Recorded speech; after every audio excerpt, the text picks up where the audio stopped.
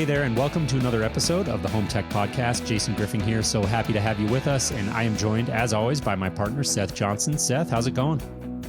Hey, is it Tuesday? Were you ready for this? You sound surprised. Oh, yeah. Hey, Jason. It's Tuesday, Seth. Whoa, what happened? Had to remind you a little bit late today. I think you were still stuck in holiday mode. Yeah, I was stuck in holiday mode all day today. I thought it was Monday, and I started getting emails from our guests and you, and I was going, what are these people talking about? We're not having a pot. Oh, it's Tuesday.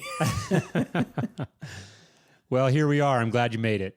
Yeah, me too. We had a really good interview with tonight with Jimi Gonzalez from Airhome, which is a really progressive whole house audio and really audio system for just about anybody out there that has a traditionally wired home audio system. Yeah, I thought it was pretty neat. You know, we've seen a lot of movement and development in the quote unquote wireless audio space, which I think is a misnomer, and we get into that a little bit in the interview. It's really great to see an innovative product like this. I think the design is very cool. It's certainly not going to be for everyone, but I think that it is a very neat product.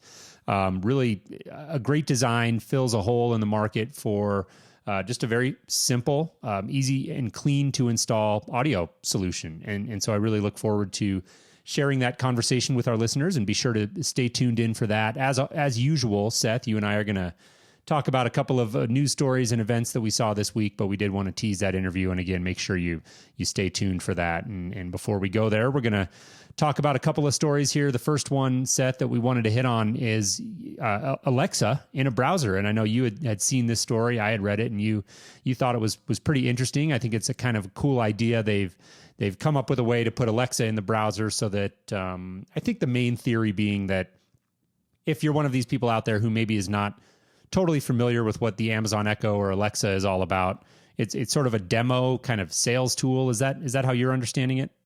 That's the way I see it. I mean, it's allowing you to basically take a test drive on I think they're still $150, $200 product before, check it out before you buy it. I think it's a great idea.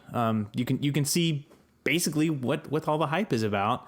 You're not going to get all the, home integrations with it that you'd get with the device inside your house, from our angle, but you definitely could check out and, ask the weather. You check out how the voice recognition software works right in your browser. I think it's a great idea for Amazon to have done this. I think Apple and Google would do well to follow their lead, because they are definitely leading in this particular type of products market.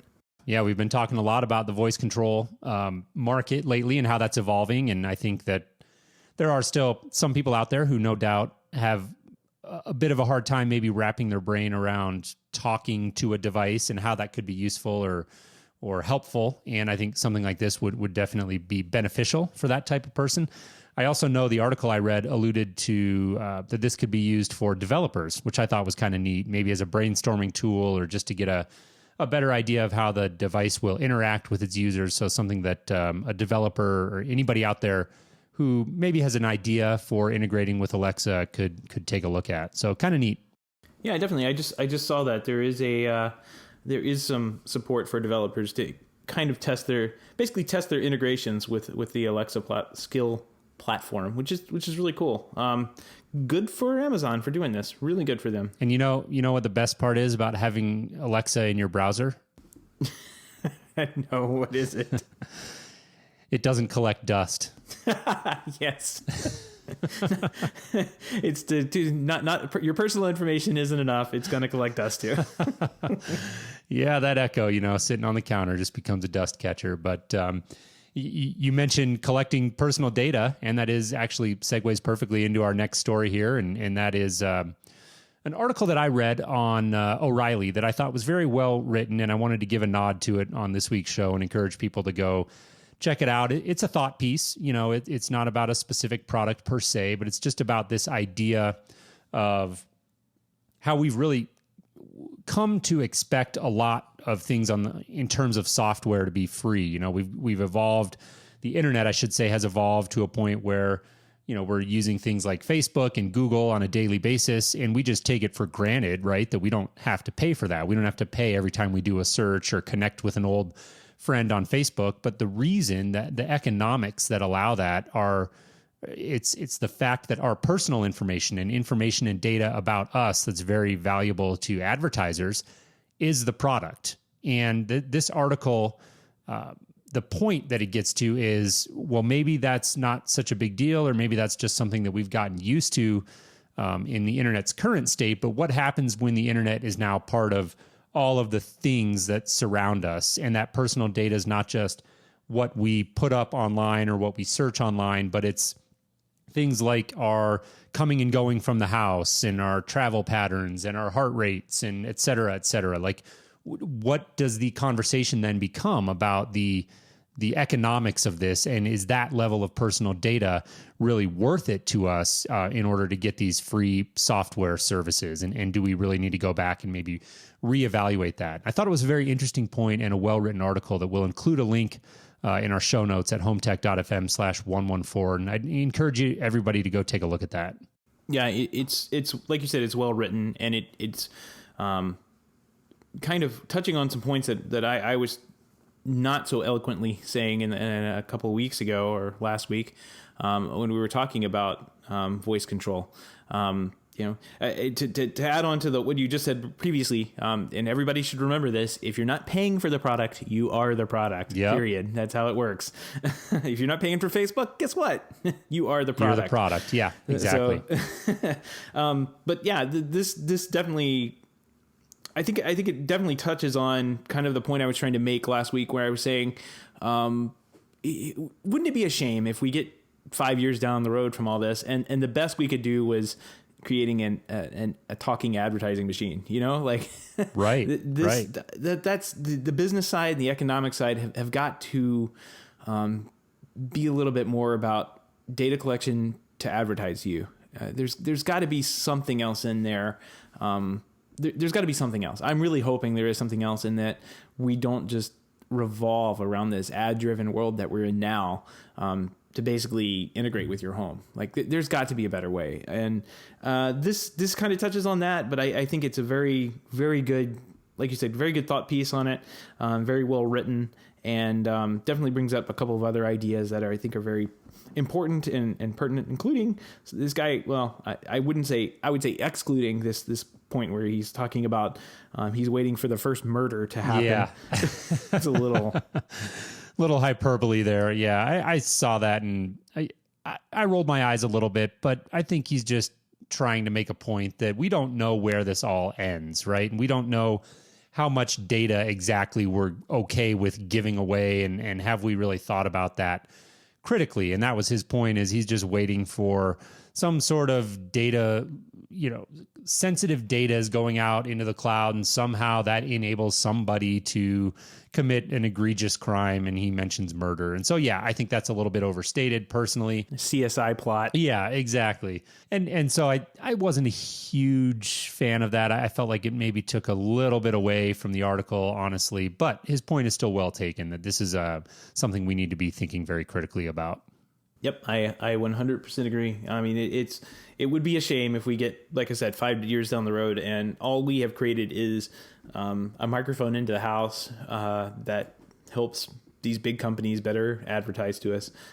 That would be a shame. Yep. Well, speaking of the Internet of Things, the next story here we want to touch on is a review from the Wirecutter. Seth, you had pointed this one out, and it looked like they did a roundup or a review of a bunch of home automation hubs.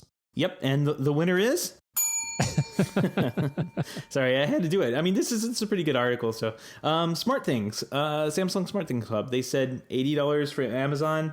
At the time, I guess the price has dropped a little bit. It used to be $100, but it's down to $80 now. They also had Wink as the kind of the runner-up, but we've kind of been bashing Smart Things for a little while here, and I know they've been taking some hits in the press for their security issues that really weren't their security issues. They they kind of addressed a couple of those things that we've been talking about, specifically the security issues, where they said, these are edge cases. They really were part of a research project. They got blown out of proportion. Right. And SmartThings has already fixed most of them. Then the other thing that you and I have been briefed by our listeners on is the reliability of the product. And they said, we put this thing through the ringer and it worked fine. So I guess your mileage may vary. I don't know. Yeah, I was just going to say that. Yeah, it looks like they reviewed 20 smart hubs is what they're saying here. I think, Seth, you were talking to me before the show that maybe some of the products they were considering a hub might not be in the truest definition of the word a hub, but I still think, for them to go out there and review 20 different products, this had to be a very big undertaking. And I think that there's certainly got to be some useful information in here for anybody who's evaluating this landscape and maybe trying to make a decision or maybe just trying to understand what's out there and what are the pros and cons to these different products. Yeah, they included HomeKit, which is not a hub, it's an API or a framework that only developers get to use inside of Apple ecosystems. And they included Lutron, they even put a picture of it, Lutron Caseta Smart Hub, which is not the name of the product at all. The Lutron Caseta Smart Bridge Pro is what it is, or Smart Bridge and the Smart Bridge Pro are the two products. And those two are actually bridges for the Lutron Caseta products. They're not, in fact, hubs for the home. Although they do offer some, I just saw that they were offering integrations now with like Nest. It's still not really a hub. It's just, it's a bridge that allows you to communicate from your phone over to the light devices, which aren't Wi-Fi or not Z-Wave and Zigbee. It's all it is.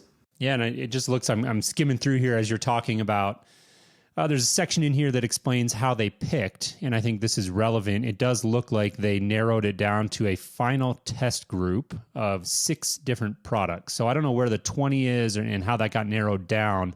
But for what it's worth, it looks like the final 6 models that they looked at were the D-Link version of the Staples Connect Hub, which we've been talking about, and that is a product that looks like its days are numbered. The Insteon Hub Pro, Lowe's Iris Smart Hub, Lutron Caseta Smart Lighting Dimmer Kit, SmartThings, and Wink. So those were the final 6 that it looks like they did the real deep review on. And the D-Link, actually, the Staples Connect was actually the runner-up. But as they were going to publish on this, they were sent an email or noticed that. Oh, funny. Yeah, that's got to be horrible. You've put all your time and effort into testing this thing, and then all of a sudden, it's gone. Yeah. Well, and we have heard that the product will continue to be supported, at least in that it's not going to go completely dark, but it does look like a product that will, support will not be continuing indefinitely on that product. So yeah, I agree with you. I'm sure they spent a lot of time, kicking the tires on it and getting their thoughts in order and getting it ready to put up, and then to find that out had to be a little bit disappointing.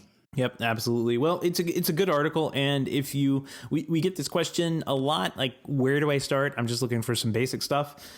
This is a pretty good article, and I think it gives a lot of the pros and cons about the two systems that they picked, between the Wink and the SmartThings. I think if you were looking for some very basic things, you have some good options there. Great starting point. Insteon, all the stuff there is pretty good. So I would say, if somebody asks me in the future, where do I start? I'm just looking for some DIY stuff. I would say, go here, read this article. If you can't figure it out, then maybe call a pro to come in and do something. But it's lots of good information there. Yeah, I agree.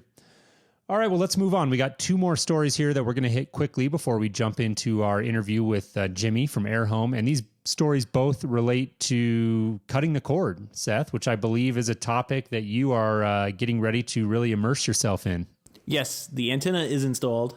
The cable's down the wall and to my TiVo. And as I was going to connect it up to my TiVo Romeo, I think I got the Plus. It's like the bigger one with the 6 tuners in it.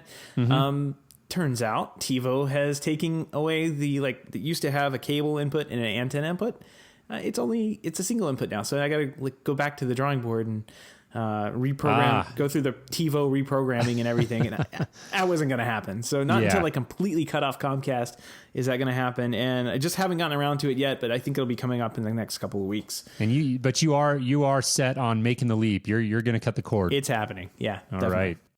Well, that's great. I think that it's become a much more viable option for a lot of people than it was even just a year or two ago. And there's so many different things out there now that you can use. And I think that I know myself and our listeners will definitely be curious, Seth, to hear how you progress through those decisions and what your results are. Yeah, I'm going to be just as curious to see how well this works out and what shows I'm going to miss or not miss so much. We tend to watch a lot of movies and not so much live TV, but we do enjoy it when it is on.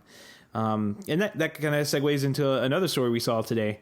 Amazon Fire is going to be live streaming video and TV channels, which I think is pretty huge. Yeah, it looks like it. This was an article that I found via a tweet by Dave Zatz, who does a really great job. We've mentioned him before of following this evolving TV space and things like cutting the cord and TiVo and just all the different over-the-top services and things like that are evolving in that space. He's a great resource to follow for that. And he had included a link to this story from AFTV News. So this is a site that's dedicated to Amazon Fire TV and really just keeping a very close eye on that. And it looks like a gentleman from this site did a bit of a dissection of a certain version, I guess the newest version, presumably, of the Amazon Fire TV, and found a lot of strong evidence in there supporting the fact that live streaming video is coming to the Amazon Fire TV. I won't get into the specifics of what he found, but in general,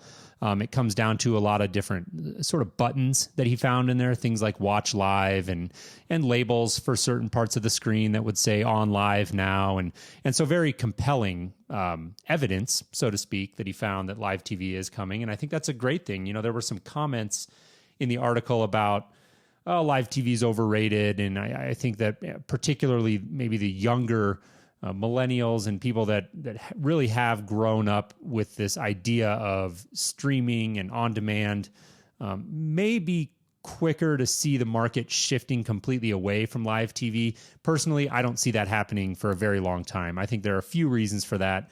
The obvious one that really comes to mind is sports and live events like award shows. People are always going to be drawn to those and want to watch them live. But the other thing that I think doesn't get as much discussion and I think is equally as important is the fact that when I think about my viewing habits, I watch very little TV these days. But when I do watch TV, sometimes what I want to do is just turn on like the evening news or whatever it is and just let it play. It's kind of in the background, and I don't want to have to actively think about what show I'm going to watch. I don't have half an hour to sit down and intently watch an episode of so-and-so miniseries. I just want something playing in the background, and live TV is really the only way to go for that. And so I think that's part of the conversation that gets missed a little bit, and I think that live TV being added to a product like the Amazon Fire TV is a great addition and will draw people into it that otherwise wouldn't even consider it. Absolutely. And that's the reason I'm putting the antenna in. I mean, I still want to see live TV. I still want to see, the Buccaneers play. I had to think about that, Jason. Yeah. I don't blame you. Yeah. But hey, Tampa Bay Lightning, they did an excellent job this year. Yes. So, yeah, they did. So yeah, I'd still want to see those. You mentioned the award shows. We watch the Academy Awards. We watch the Grammys every single year. Like it's something we do. So definitely interested in watching those live. I don't want to see those after the fact or pre-recorded version of it or anything. I want to see those as they happen, so I can follow along on social media and keep up with everything that's going on there. It's just something that my wife and I really enjoy doing. But at the same time, we do want to have the on-demand movie experience, and I think that having the antenna and having options like Amazon, PlayStation View is another one. Kevin Toffel did a really good deep dive on the PlayStation View setup, which we'll link in the article, and I would definitely keep in mind for research when I go into my deep dive. on what they do. But PlayStation's offering a cable service where you can get channels, live TV channels, ESPN, a bunch of good stuff for a fairly low cost per month price. So definitely there's a lot going on in this live space, and I think it's killer. What I really think is cool is if Amazon has this, that means you're going to see Google come out with something. Roku may have something. Apple TV may actually finally get something.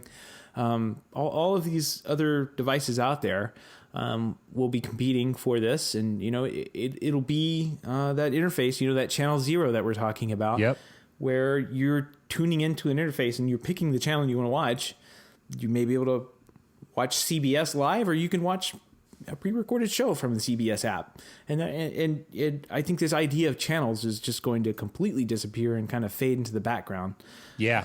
Yeah. The battle for input zero is kind of the term that people use. And so they want to be the interface, like you said, and the platform, so to speak, not to overuse the platform word, but it really is becoming a bit of a land grab right now to see companies like Amazon and, you mentioned Kevin Toffel's tweet about the PlayStation View, and he seems to be very happy with it so far. In his tweet, he says 1 month in, and I haven't looked back. So he seems to be having a good experience, and I think that, like I said, I'll be very curious to hear how things go for you. And this is something that I think is just becoming more viable for more people. There are, the listeners to our show in general are probably very technical, early adopter type people, but we've all got, partners and spouses and children at home that we have to think about their viewing experience as well. And I think that's really where we're starting to see things maybe turn a corner a little bit, is to get cutting the cord to a point where it's going to get that spouse or partner acceptance factor, right? That we always kind of joke about. It's not a joke.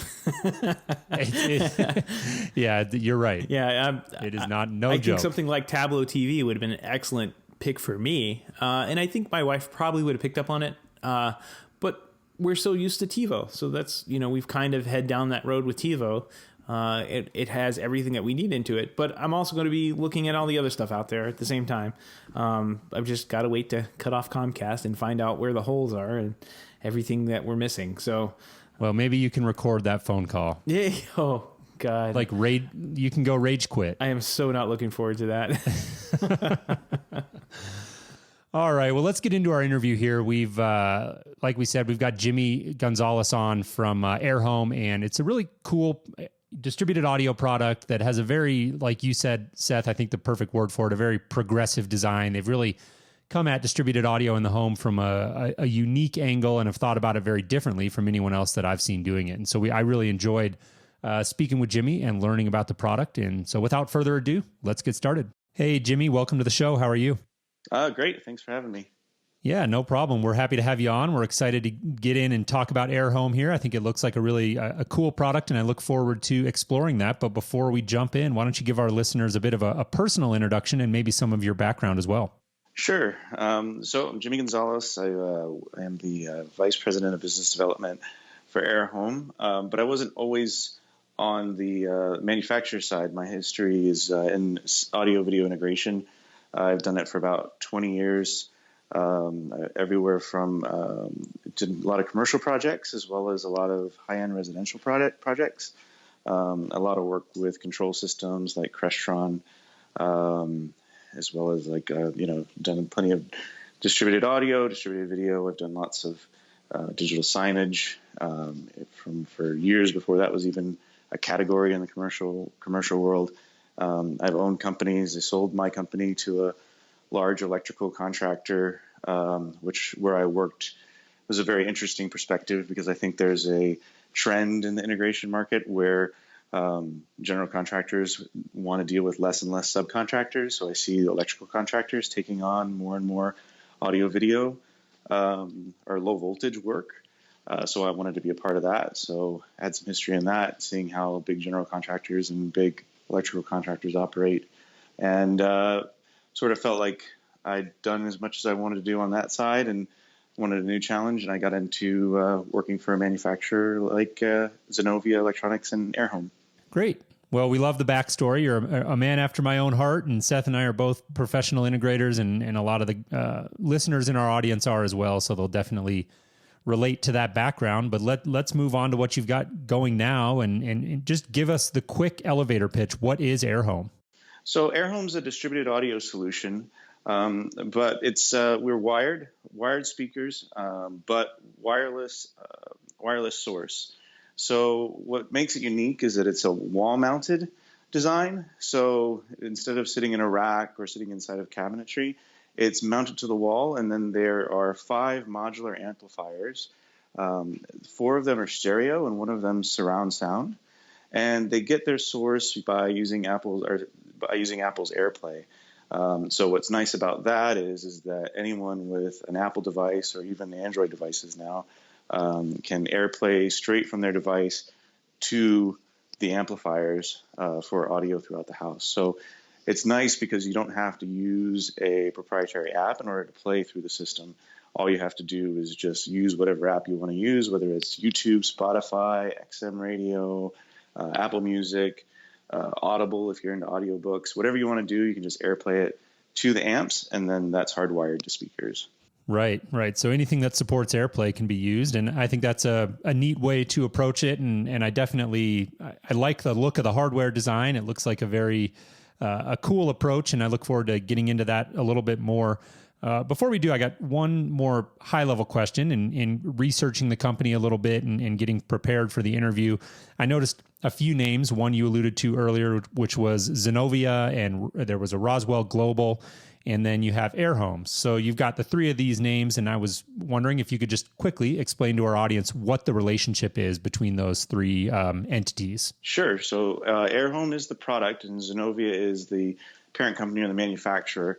But Zenovia's parent company is Roswell Global, and part of in Roswell Global's family of companies, there's Roswell Marine or Roswell Wake Air, and that's the company that started about 20 years ago when the president, Robert Oswald, had an idea for wakeboard towers for wakeboard boats, and he developed that, patented it, and then started developing other things that would hang off of the wakeboard towers. So naturally, he got into audio, he got into lighting, and then somewhere along the way, he connected with Logan Jacobs, who was a rock and roller who spent some time doing some system integration between tours, and said, "Hey, I want to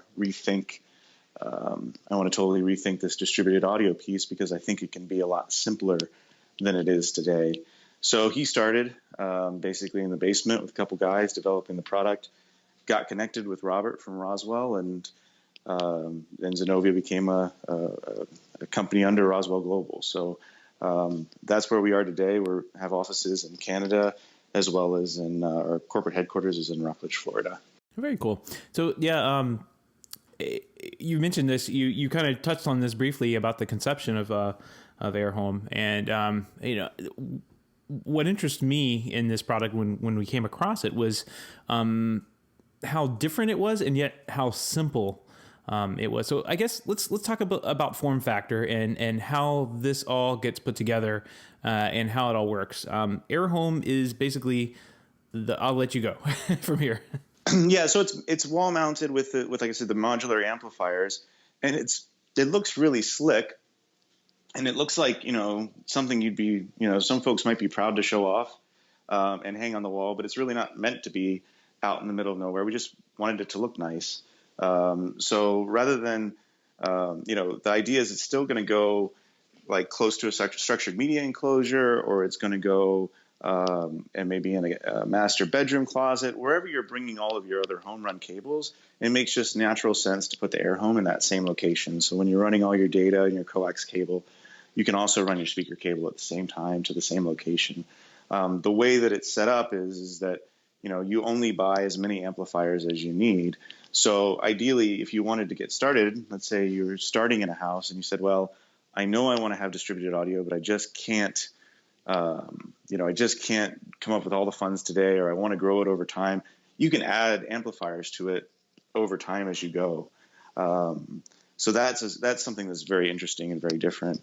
The other thing that's cool is all of the wiring is concealed behind the panel. So there's one electrical outlet, and then all your speaker wires. It's made to be mounted on a stud, and then electrical comes in on one side of the stud, and speaker wire comes in on the other side of the stud, and it's all hidden behind this panel. So it's a very clean, nice look. Where, like I said, you could put it out in the living room if you wanted to, but it'll look slick as well in a utility room or a closet somewhere. Yeah, I think I inadvertently just wired 141 condos for this product. Yeah? Yeah, we should talk. Yeah, absolutely. Well, I mean, yeah, and it's a solution for that, because it's like there's always been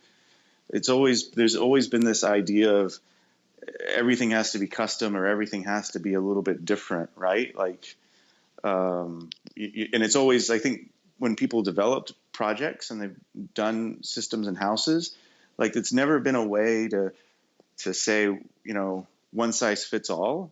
And this kind of gets you there, right? It gets us all closer to that, because now you can say, all right, I'm running speaker wire to these locations. You can pick and choose how many rooms you want to have. You can name the rooms whatever you want to name them. It makes it really simple and straightforward for both the person on the install side as well as the buyer, whether the buyer be a developer, homeowner, or home builder, anybody that you're trying to explain the system to. Right. I think once you see it, and we'll definitely put a link to the website in our show notes for the show here. But once you see it, you kind of get the idea of how it works and the little modular design that you guys have come up with. I noticed there were two different types of amps you had on there. One was like a stereo pair, so a room. Like a bedroom or a lanai or something where you'd have audio on it. And then the other one was a 5.1 for surround sound? Yes. Yep. So there's, and all the rooms actually can support, even the stereo rooms can support an active subwoofer. So you can wire a subwoofer in if you wanted to in those stereo rooms. And the 5.1, is a separate, it's the amp at the end that's a little bit fatter than the other four. And that's made for if you've got like a TV room or a living room, just sort of a casual. It's not meant to replace a home, if you're having a dedicated home theater or something like that. But it's really slick, especially when you start thinking about the Apple TV. We feel like we are a little bit ahead of our time, but there's been a lot of stories, as I'm sure you know, recently with DirecTV, Hulu, YouTube, whatever Apple's working on, about live content coming to streaming media players and becoming more of an app. Then with FCC trying to do away with cable boxes and satellite boxes, or at least, find alternatives to it. I think by the end of this year, start of next, there's going to be a lot of content where people in those rooms, not, like I said, not a dedicated theater, not a gaming room. But if I'm in my bedroom, I can have an Apple TV with this Airhome app, and I can use the Apple TV remote, because the new one has the volume control on it, and I can just AirPlay straight out of an Apple TV into this system. And it's just a very simple, very clean installation. Yeah, definitely. I agree with Seth. I think that the form factor is really interesting. Talk about, I guess, let me ask you really quickly, is there a way to expand the system beyond 5 zones, or are you limited at the 5 zones of audio? Oh, no, you just add more panels for however many you need. So if, we've got lots of people out there that have 2, 3 panels, 4 panels sure. In a house. So you just add as many panels and just stack them, on top of each other, give them a couple inches of clearance, and put them on top of each other up a wall. Okay, got it. I figured that was the case. I just wanted to make sure.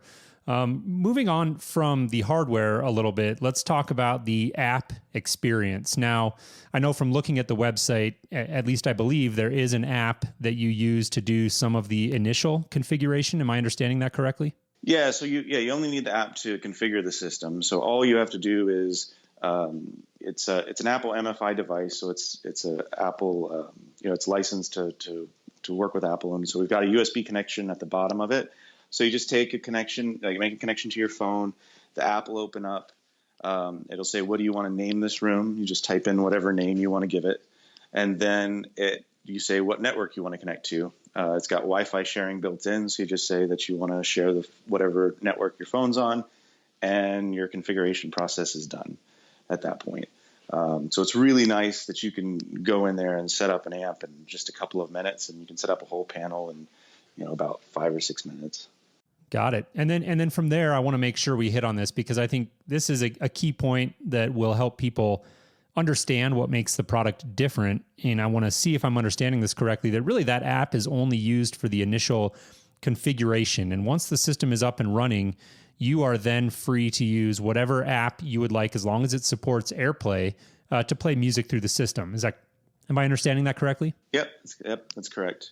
So yeah, there's a couple things you can do in it. You can mute rooms, you can add passcodes to rooms.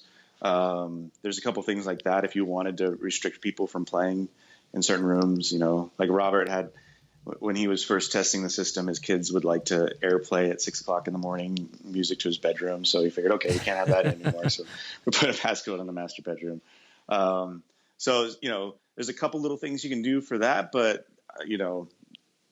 most of the time, pretty much all the time when you're using the system, you're just using AirPlay. Cool. I know AirPlay, from my experience, has been kind of limited into like a single zone. How it comes up with the little speaker thing there. How do you, do you use the app to kind of group rooms together where you're playing one source to multi-rooms? No, if you want to do multi-rooms, then you're going to use the computer for right now. So you can use AirPlay from iTunes, or there's some other software as well that lets you play like in a party mode in multiple rooms. But right now it's a iOS limitation that iOS devices can only AirPlay to a single room. So, which, for casual listening, hey, I'm in the kitchen, I want to listen in the kitchen. That's what you do. Party mode, hey, I've got some people coming over, I need to set up multiple rooms. You go to the computer and set up multiple rooms and play it that way. Yeah, it makes sense. What about Android, the other 50% of the people out there? Is there support for Android? Yes. Well, you can get a AirPlay app for Android.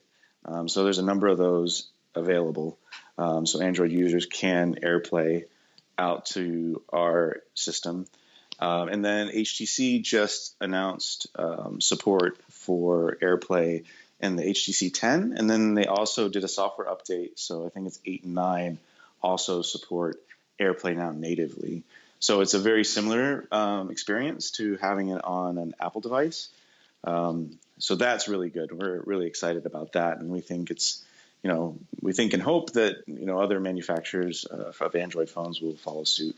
Very cool. Okay, well, I'm sold. So how much? I guess it's the next. Everybody's probably itching for that question to be asked. So how much am I looking at to basically start off with? I guess there's some upfront costs for just what would you consider the shell, or like the internal piece, and then for the little modules there'd probably be, and of course for speakers, there'd be costs for those three things. So I guess, what am I looking at per zone? So it's, it is modular, so it's hard to say exactly, you know what I mean? Like this system's this much. But like the panel itself is $799, and then this is retail price. So $799 retail, and then it's $499 for each individual stereo amplifier. Gotcha. And then surround amp is $849. Very cool. Okay. So just to sum that up again, you got the panel, and then you've got the stereo amplifiers and the surround sound amplifiers as well. And so, like you said, it's a modular system. You have the ability to, put this together in the way that you want. So you can start small and then scale up a little bit from there. Right. So you can get started with a panel and one amp, and you're off to the races. Or you can, fully load it up, a couple panels and 12 amps, 15, however you want to do it. Gotcha. So let's zoom out a little bit. I was looking at the website in preparation for our conversation, and I know you guys have an Airhome partner program listed on your website. What can you tell us about that? So that's, there's two sides to that, working with builders and also working with integrators on that. We've found that the builder market has been sort of looking for a solution like this that was simple and repeatable, and that they felt like, some builders have really, skilled and talented integrators on board, and some builders just have guys that know how to get cable from one place to another. So it's one of those things. The system can be set up so that if a builder can use their existing subcontractors to install this system, and it's not a hard thing to it's not a hard thing for them to do or for them to handle. And then also as part of that partner program for both the builders and the integrators, we've got pretty generous show home system promotions as well as sales displays, because I think that's one thing that's always been missing in distributed audio. Like if you go into a model home, like 9 times out of 10 they're playing music, right? Because who wanted to walk through a model home that was completely quiet? But no matter what the system is, like nobody knows about it. It's sitting in a closet somewhere, it's stuffed in a cabinet someplace, and nobody knows or understands what's playing. What's neat about Airhome in a model home is that, a homeowner can walk through, they can join the network in the model home and then start playing their music, their own personal music that they like in the house. And it makes a real emotional connection with people when they're looking at a home, when they're listening to their music, not some canned music. And also it sort of breaks down that barrier of technology, where it's like, hey, I can do this. This isn't a hard thing for me. I didn't have to download an app. I didn't have to get trained on how to do this. So we have these sales displays that show a quick little video that like highlight the product and then also talk about how to connect and start playing music inside the show home. So that's something that people have been really excited about as well, because obviously, you've got to show it and people have to experience it for them to, Right. really truly understand it. So I think that's something that's very unique that other manufacturers haven't done. Yeah, no, that makes sense. Is the product going to be sold exclusively through your partners, or will there be options for a consumer just to purchase it directly if they choose to do that? Yeah, if a consumer wants to purchase it directly, it's available on the website. We've got a pretty neat little configuration tool. You can build a system up from scratch and fill out and put it into a shopping cart, and you can buy it through there. Other than that, it'd be available through members of the partner program. Gotcha. One question I did want to ask, in this world of wireless audio, and I think that's kind of a misnomer. The term wireless audio is a bit misleading, and I say that all the time in my line of work. It's a sort of a separate conversation, but I think it's something that you guys as a company clearly are probably faced with that question all the time. Well, why isn't it wireless? Why isn't it wireless? Talk about the decision to use an architecture that really relies on external hardwired, in ceiling or in wall type of speakers. Yeah, I mean, I think, we're the fact that the product is made to be built in and made to be part of the house. Right now there's a lot of wireless speakers that are all countertop speakers. And those fill a need, right? Those show that people want to have music in their homes. But if you look, people also don't want, a bunch of devices cluttering up their countertops in all of their rooms throughout their house either. So really the elegant and the correct solution is to have something that's in the ceiling and more or less disappears. So like I said, I think it's sort of that, if I was to make the comparison, and the comparison we make a lot, is those countertop speakers are sort of like the microwave, right? And it used to be that you'd walk into every home, and every home had a microwave on the kitchen counter. And then one day you started going into homes and they were all built into the cabinetry. So I think it's that same sort of trend overall, or that's the way we see it, is, audio really should just be an appliance in your house, and it should be built into your house. So you do that through in-ceiling speakers, and there's no way currently to have wireless in-ceiling speakers. So you've got to do it. So you've got to have wireless sources are obviously a natural, the natural way to do it, but the speakers have to be hardwired. Yep, I'm going to agree 100%. They sound so much better too that way. Yeah. That said, I mean, I guess, do you see like a portable countertop version in your future, or does that kind of set you up to compete with all of the a ton more product? There's a lot of there's a lot of other folks out there, and they all make there's some nice products out there, and I don't what I mean, like I don't that we just the entire product from the time it was conceived to now has just been designed to be different and a different type of solution. So it's not something that we're focused on, because like I said, we sort of see this built-in solution as really the way things are going to go ultimately. mean, obviously you're always going to have homes that can be remodeled that you can install in-ceiling speakers in, but that's the real thing. It's just, people need the industry has to. It's just a shame. I don't know. Like, it's a shame when it breaks my heart. Like, it breaks my little heart when I walk into a new home that was just constructed and it's got a whole bunch of countertop speakers on it. It's like this. This space is a premium. It's not. Who needs another thing you have to dust? I don't know. Yep. Sorry. That's a good point. Very good point. As I'm staring at the Amazon Echo that's got dust all over it in the corner. So I'll kind of head back towards the infrastructure real quick. It just kind of reminded me, we've got to have a pretty robust Wi-Fi system in your house if you've got, especially on homes that you were talking about with 4 and 5 panels. What do you typically recommend for something like that, or are you able to just use something like an Airport Extreme and it works fairly well? Yeah, we've had really great success with Airport Extremes. We've kind of got a couple little tips for configuring them, but we've had really good luck with Extremes. We've also tested some other solutions as well. So like in our office, we've tested the Luxel solution that works really well.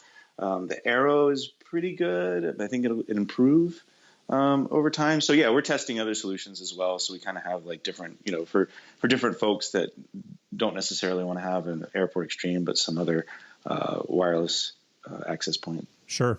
Well, we alluded to it a little bit, but just given the timing of everything and what's going on in the market, I want to get your thoughts on products like Echo, and now Google has their Google Home product. And again, we're talking about a countertop device, but it also does house audio. We're hearing speculation that Apple's going to be coming out with one of these fairly soon. What impact do you see this product category having in general on the distributed audio market? I think it's really exciting because once again, it shows that people want it, right? Like, it shows that homeowners want audio in their house, and it shows that they want voice control and they want simple control, right? Like, because that's what voice control really comes back to. They just want to be able to talk to something and have it, right, and have it work. Whereas, sometimes you get caught up in that like thought process of, oh, I've got to have this panel that does all of this stuff, or I've got to have this app that does all this stuff, and then you realize, well, people just want to, they just want to talk to something and have it work. Yep. So I think it's good. I think that really, for me, it goes back to that same, like, our amplifiers sit on the network just like these other devices. And as these products mature and as more and more things come out, I think there's a real place for us in that, because once again, people are going to want to be they're just going to want to be talking in a room, and they want to have the audio come from the speakers that are around them, not the speaker that's sitting on the countertop. Mm-hmm. And I think, there's a lot of interesting developments coming in that way that make us still a very relevant fit for all of that. So you can have a real installed solution, and you're not integrating a bunch of countertop cylinders throughout a house. Yeah. Yep. Definitely. Well, very good. We're running out of running tight on our time here, I should say. We really appreciate you coming on to join us. What would be next for Airhome? What are you guys getting excited about these days? Well, I mean, the product's been out for about a year and a half, but we've really just, I came on about 6 months ago. We've really just been pushing really hard on, talking to different builders, talking to different integrators, talking to different people in different markets, and getting them excited about it. So I'm just excited about the opportunities that lie ahead, and continuing some of these discussions about technology and really trying to get music into people's homes. Very good, very good. Well, Jimmy, I just want to thank you very much for taking your time late at night here to come on the show and talk with us about Airhome. If somebody wants to learn more or reach out to you, what's the best way that they can do that? So their website's really good tool for that. Just go to www.airhome.io. So that's Airhome, AIRHOME.io. I as an igloo, O as an ostrich. Gotcha. Well, once again, Jimmy, we want to thank you so much for taking the time to come on, and we wish you all the best of luck with Airhome, and we'll be keeping an eye on the product. So thanks again, Jimmy, and we will let you go. All right. Thanks so much, guys.